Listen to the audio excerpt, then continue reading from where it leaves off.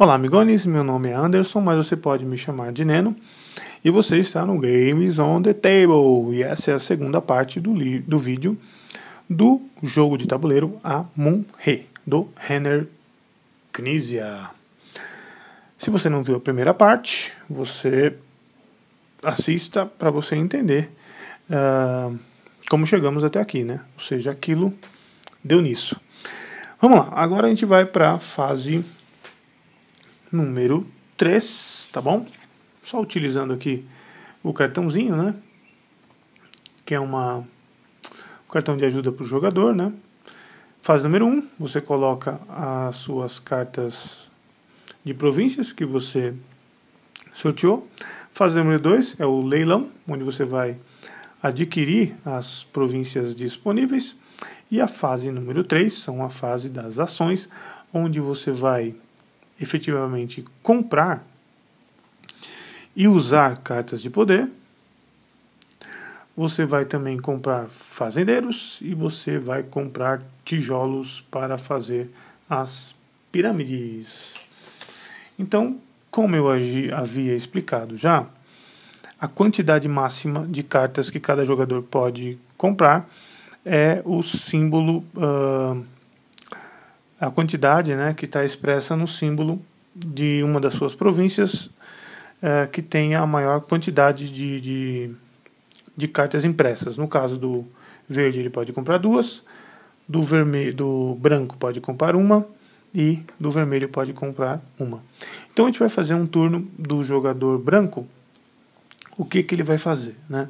Então o jogador branco, ele começou o jogo com 10 de dinheiro, ok? E ele vai inicialmente comprar uma carta de poder, lembrando que você começa o jogo já com essa carta aqui de construtor, né? Então o branco já tem essa carta aqui que ele pode usar a qualquer momento. Para você construir uma pirâmide, você precisa de 3 tijolos, ok?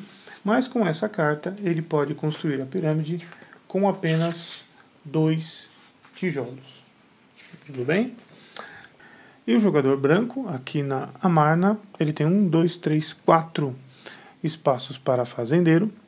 Se a gente der uma olhadinha lá, eu vou colocar um pouquinho de lado aqui para vocês verem, ok? Acho que vai ficar mais fácil essa visão aqui. Ele pode comprar 4 fazendeiros por 10 moedas, e é isso que ele vai fazer.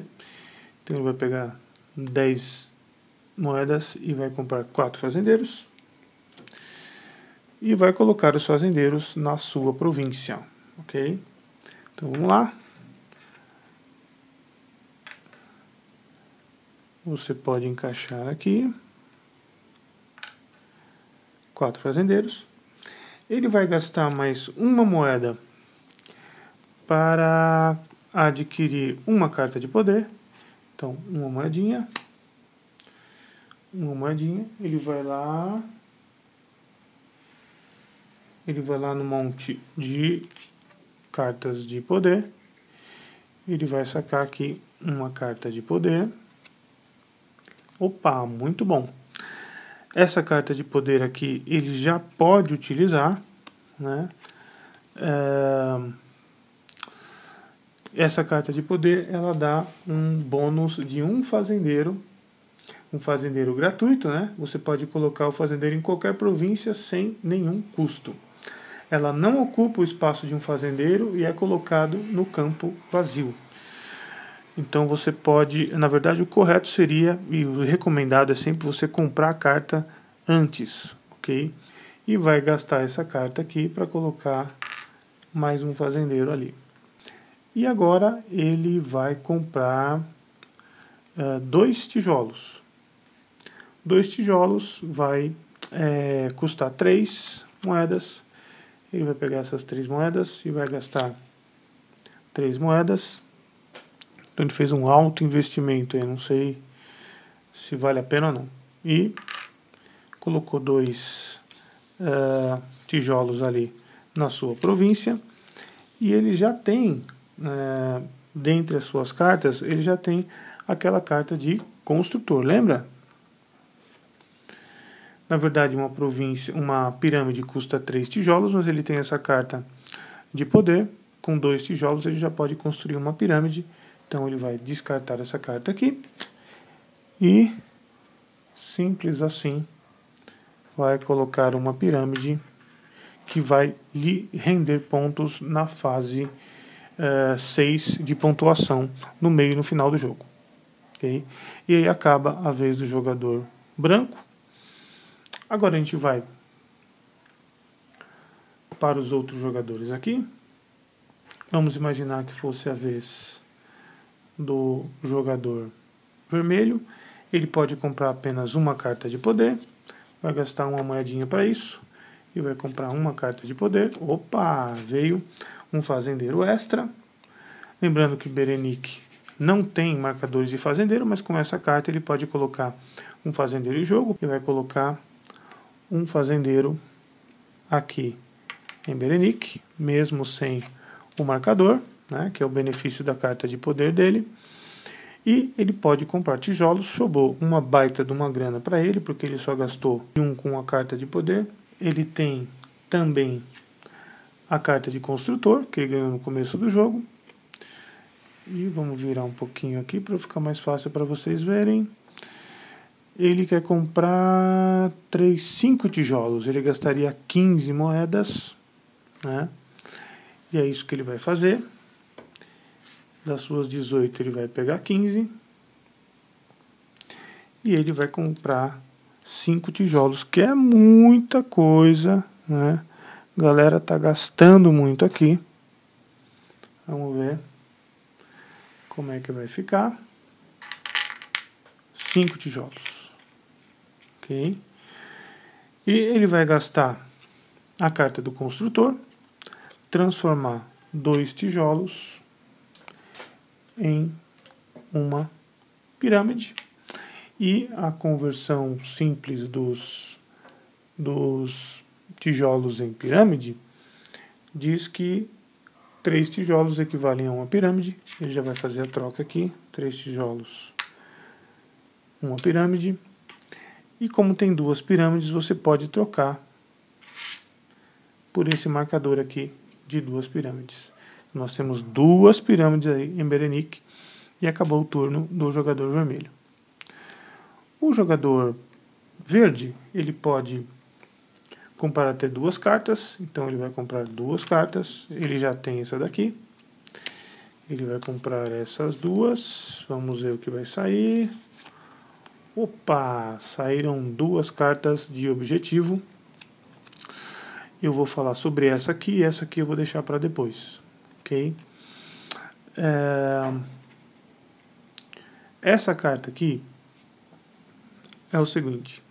Se no final do velho reinado, né, você tiver 7 marcadores de fazendeiro, você ganha 3 pontos. Simples assim, né? Só que ele está com uma província que só tem um marcador aqui, né? Se isso fosse com um jogador branco, ele já teria 5 marcadores de fazendeiro. Mas aqui talvez não seja um objetivo fácil para ele cumprir. Ele vai ter que investir nos próximos leilões em províncias que tenham condições de dar mais fazendeiro para ele. Mas não deixa de ser uma carta de poder aqui. Ele vai comprar um fazendeiro, que vai custar uma moeda, ok? Comprou o fazendeiro. E a exemplo do jogador vermelho, ele também vai fazer o mesmo procedimento. Ele vai gastar a carta de construtor dele, vai comprar 5 tijolos, vai fazer todas aquelas conversões que o jogador vermelho fez e vai gastar também 15 moedas e vai colocar aqui suas 2 pirâmides. Tá bom? E essa é a fase de construção e a fase de você adquirir e usar cartas de poder. bom? Nessa fase, então, só para relembrar, você pode usar o construtor, ok? Que faz com que você possa construir uma pirâmide com apenas 2 tijolos. E você pode usar também o fazendeiro grátis, que te dá o benefício de colocar um fazendeiro e você pode colocar fora dos marcadores de fazendeiro na sua província, ok? É sempre aconselhado que a primeira ação que você faça seja comprar cartas, porque a partir delas você pode utilizar para otimizar as outras ações, as outras compras, ok? Então vamos agora à fase número 4. A fase número 4 é a fase do sacrifício para Amun-Re, as oferendas a Amun-Re. Então, a partir do primeiro jogador, você vai utilizar de forma oculta o seu dinheiro, né? E você vai ofertar aí uma quantidade de cartas que seja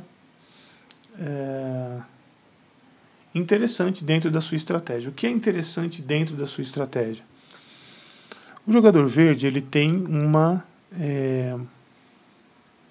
uma província com camelo. Só ele tem isso. Então, ele tem interesse que a oferenda de Amun-Re acabe no templo entre 1 e 2, que é onde tem o camelo. Eu já mostrei para vocês lá em cima, né? O jogador branco, ele só tem uma moedinha, então vai ser isso que ele vai ofertar, vai deixar aqui. Depois é a vez do jogador vermelho. O jogador vermelho está tranquilo, né? Não tem nada que esteja vinculado à situação lá do templo de Amun-Re. Sobrou para ele 3 moedas, ele vai investir 3 moedas, tá bom? Então essa daqui é a oferenda do jogador vermelho, vamos deixar aqui. O jogador branco vamos deixar aqui próximo da província dele. Bom. E do jogador verde, que foi o que investiu menos, né? Lembra? Ele gastou 15 aqui, ele gastou 1 aqui, ele gastou 16, sobrou 4. E ele vai usar esses 4. Na verdade, ele não vai usar esses 4, né? Porque ele quer que acabe o mínimo possível. Então, ele vai usar essa carta aqui, ó, de menos 3. Na verdade, ele vai roubar da oferenda. E como isso acontece? Os jogadores vão revelar, né?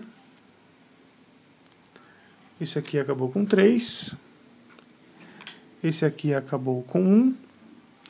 Esse aqui acabou com menos 3. Então, 3 com 1, 4. Menos 3 foi para 1. Ok? Aí, lá em cima, a gente tem uma tabelinha de valores. Eu vou aproximar para vocês. Então, olha só. Se o templo, se a oferenda ficar em menos de 2, né, 2 ou menos, ele vai para o nível 1. Okay?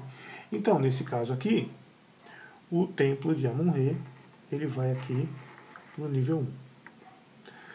Se a oferenda ficar entre 3 e 12, vai para o nível 2. Entre 13 e 22 para o nível 3. E maior que 23, o nível 4. Tá bom? Então, nesse caso aqui, a gente teve um valor de 4 menos o 3 que o jogador verde colocou. Ele deixou lá no nível 1. Quando você termina a oferenda, o jogador que mais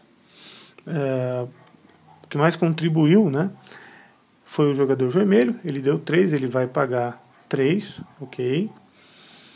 O segundo foi o jogador branco, uma moeda. E o jogador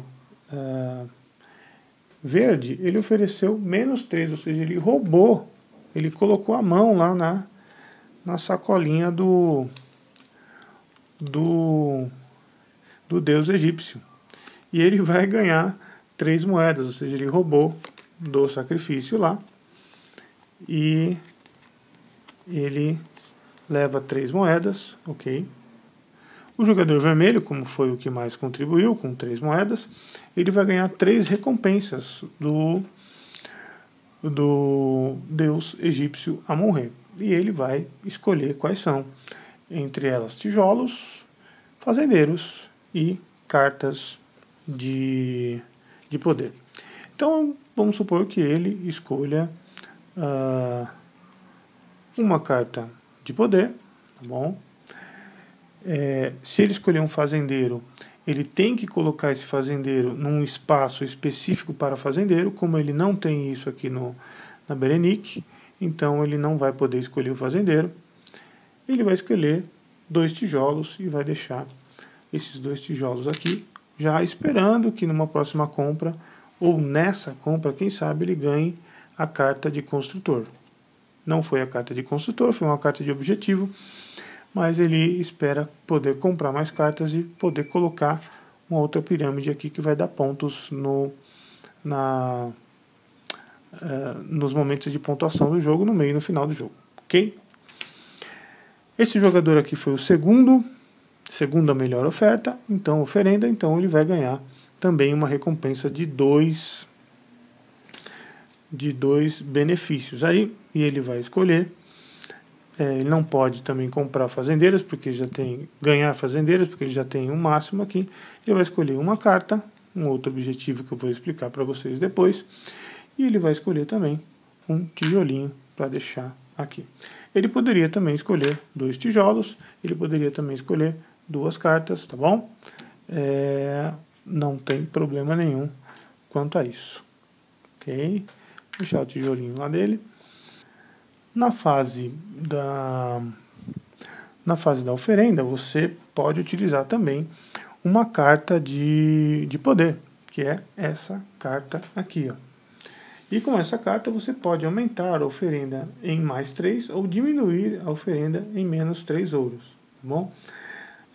Lembrando que essa carta aqui ela não altera o valor da oferta, somente o total dos sacrifícios.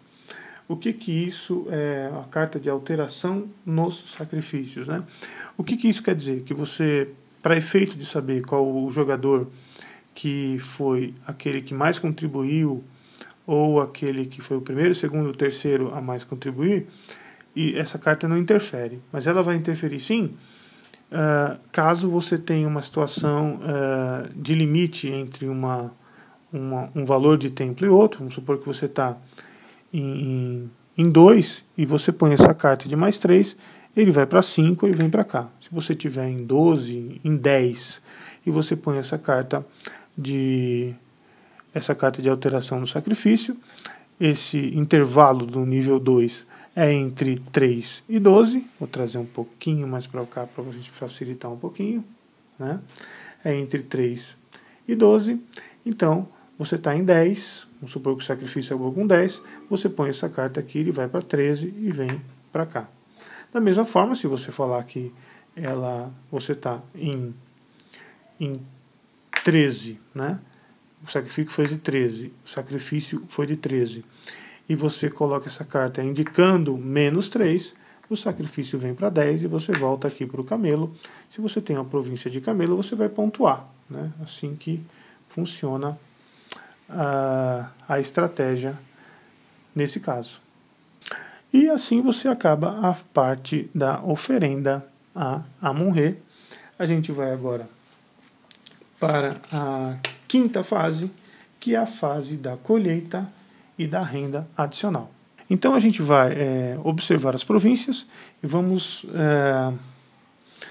calcular, né, qual o valor que as províncias estão dando na agricultura em função da oferenda que foi dada a Amon-Rê. E como que é isso? É muito simples. O jogador branco, que é o primeiro jogador, ele vai receber uma moeda por cada fazendeiro que tem na sua província. Por que uma moeda? Porque o templo está lá no nível 1, ok? Então ele vai receber a quantidades de moedas onde o templo foi colocado após o final da oferenda, multiplicado pela quantidade de fazendeiros que ele tem. Então ele tem 5 fazendeiros aqui, o templo está no nível 1, então é fácil, ele vai receber, desculpa a mãozona aí na frente, vai receber 5 moedas. Ok? O jogador branco recebe 5 moedas de rendimento. O jogador vermelho, aqui embaixo, ele recebe 8, ok, de rendimento, mais 1 do fazendeiro. Né?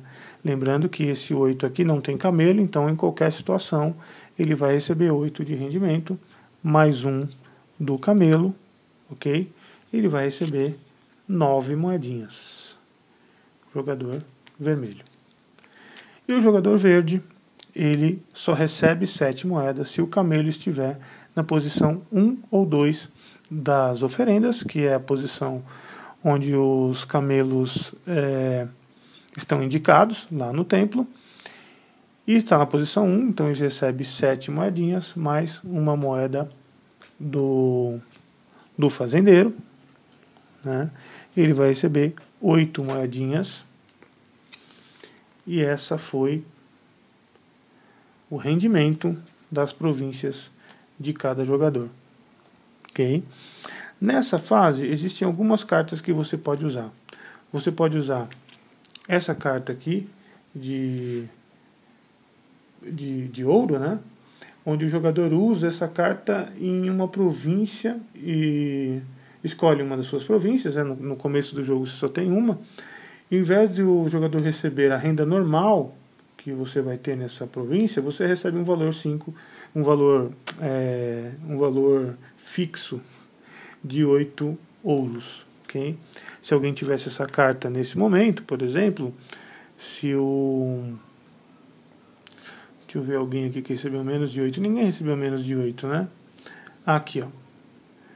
Se o jogador branco, né, que ele recebeu 5 moedas, ele tivesse essa carta aqui, ele poderia, em vez de receber 5 moedas, receber 8 moedas.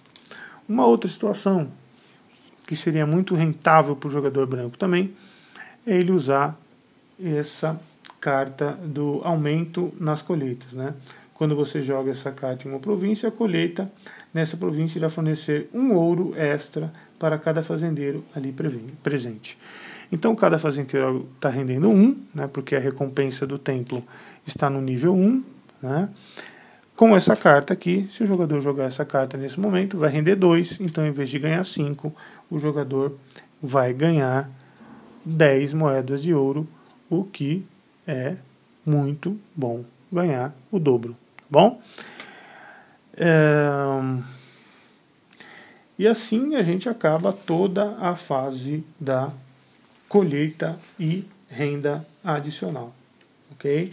Entendendo por renda adicional essas províncias que têm a marcação de rendas adicionais.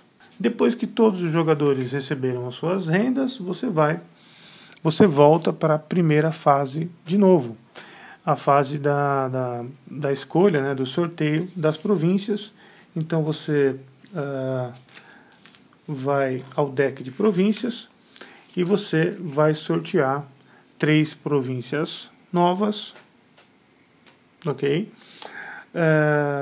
E depois você vai fazer o leilão, e depois vamos ter as ações, e depois vamos ao sacrifício ao Amun-Re, e depois nós vamos à fase da colheita, bom? E a gente vai para uma terceira rodada, onde novamente voltamos à fase 1, lembrando que cada metade do jogo, né, o velho reinado e o novo reinado é feito de 3 rodadas, então na terceira rodada você faz até a fase 5 e você tem acesso na terceira rodada à fase 6, que é o final do primeiro reinado. Okay? Vamos ver como é que você faz a pontuação no final da fase 6.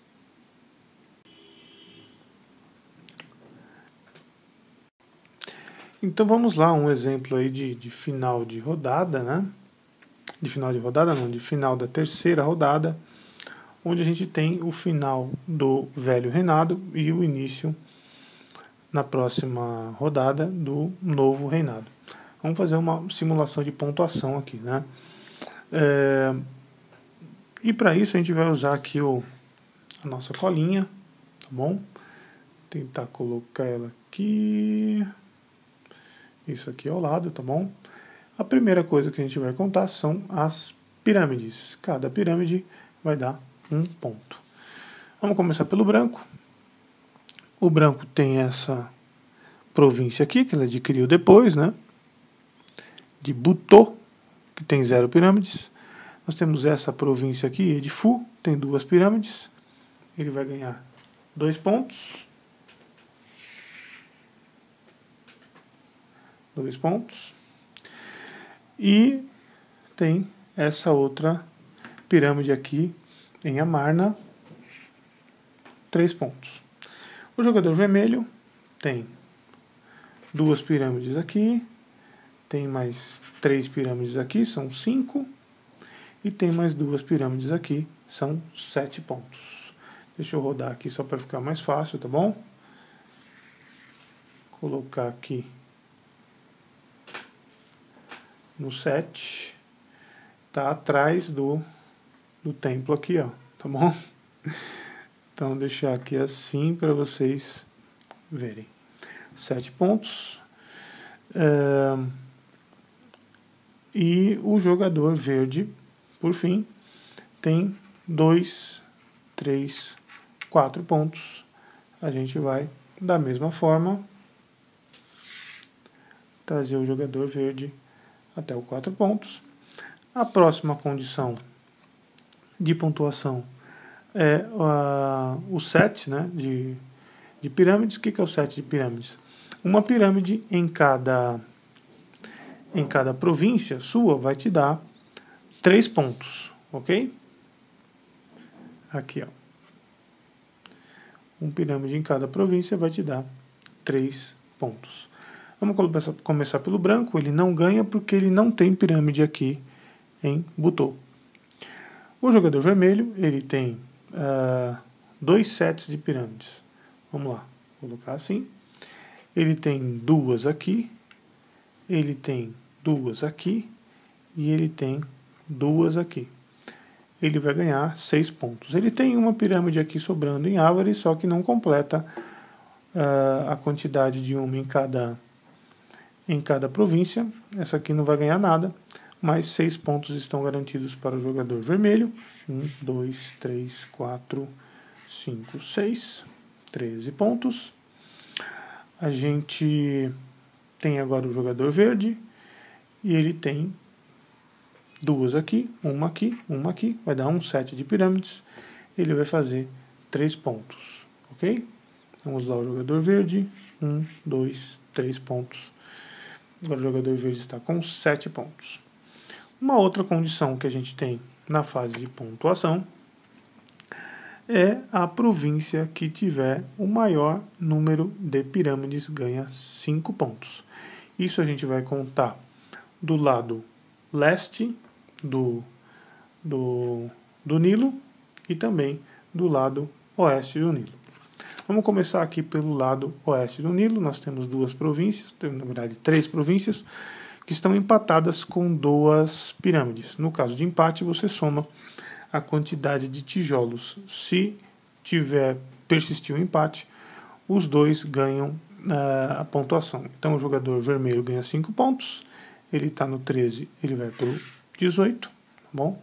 E o jogador branco também ganha 5 pontos, ele está no 3, ele vai para o 8, agora ficou bem difícil de ver aqui, tem que fazer essa mágica. E do lado leste do Nilo, a gente tem aqui, ó, essa província de Ávares do jogador vermelho, com 3 províncias, é a que tem, essa província com 3 pirâmides, é a que tem maior quantidade de pirâmides. O vermelho disparando na frente aqui vai fazer mais 5 pontos aqui.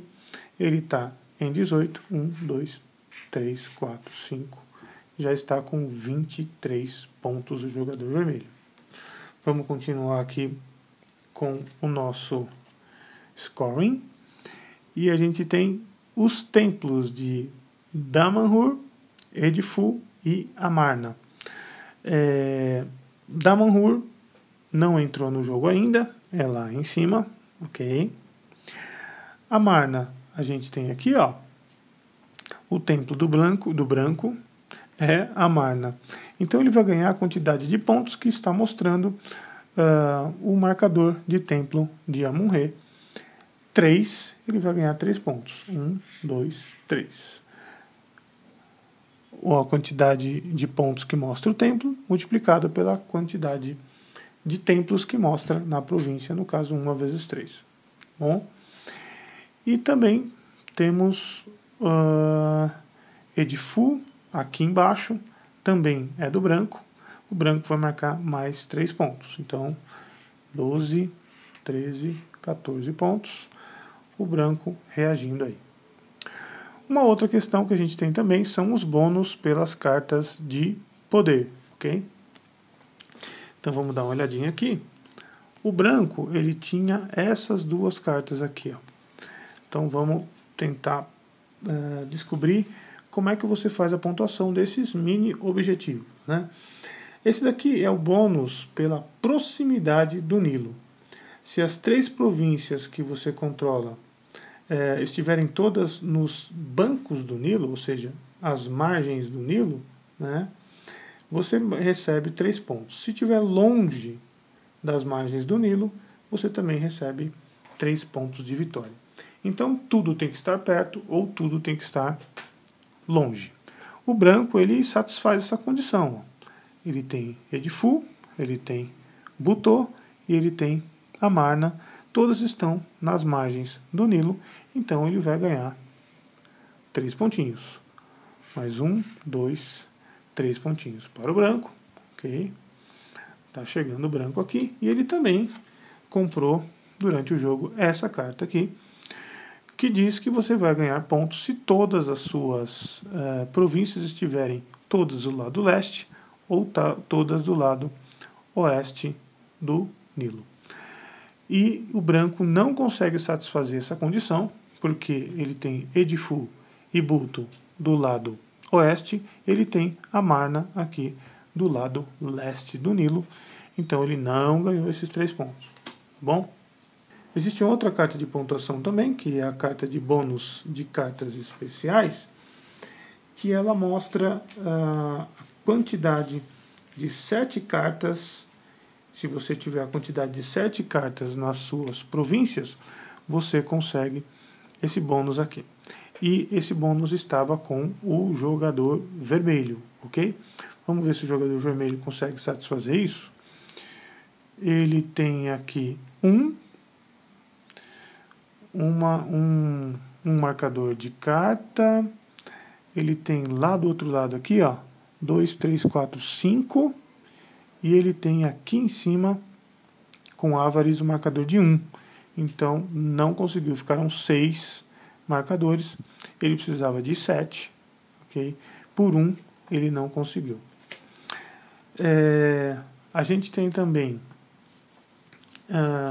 uma carta que ficou com o jogador verde, que é essa carta aqui, que ela quer dizer a marcação de pontos ao sul do Nilo, ou seja, essa parte de baixo, e ao norte do Nilo, na parte de cima. Se você tiver todas as suas províncias em uma dessas partes, você vai marcar 3 pontos. E o verde possui todas as suas províncias ao sul, né, que é esse símbolozinho da garrafinha. Ele vai ganhar 3 pontos, ok? Vamos lá. Ele foi para 10, lá em cima.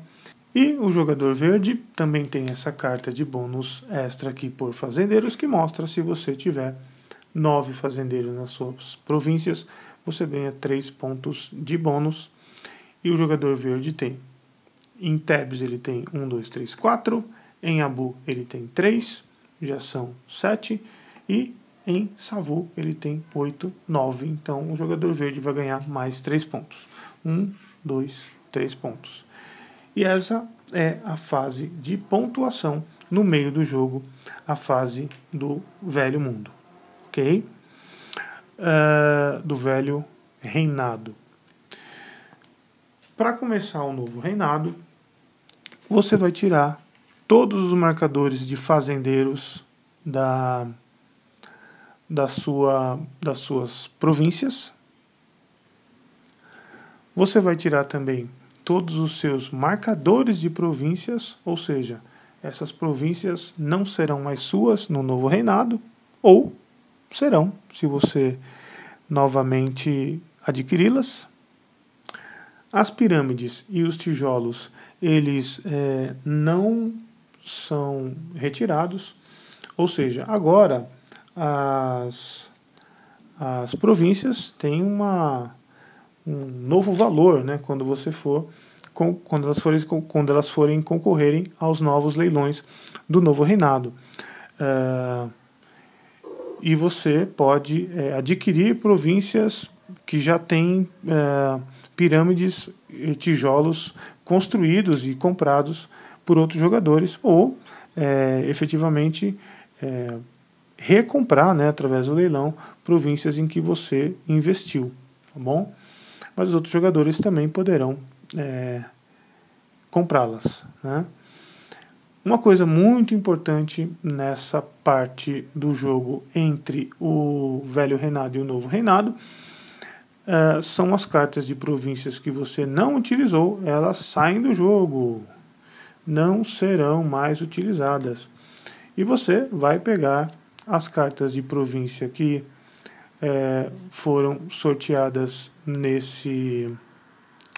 no velho reinado, na primeira parte do jogo, e você vai embaralhar, e essas cartas vão participar da segunda metade do jogo, ou seja, as províncias que não foram sorteadas não participarão desse jogo, né? O que dá muita diferença de um jogo para outro, né? Os benefícios das províncias são diferentes, enfim, dá para você perceber isso claramente.